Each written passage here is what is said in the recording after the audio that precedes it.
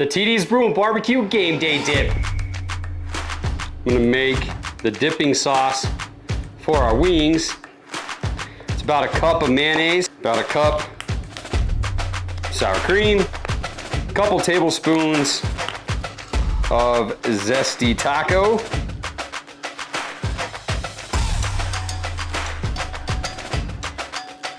and some chives. So we're just gonna give this a good mix.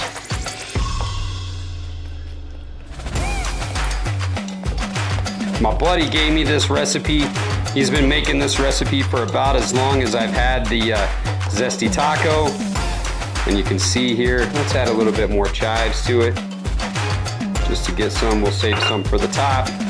Look at some of these chives in here. You can really see that Zesty Taco in here.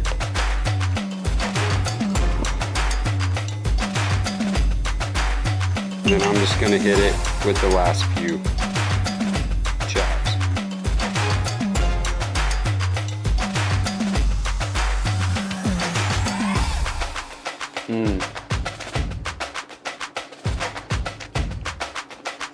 Damn!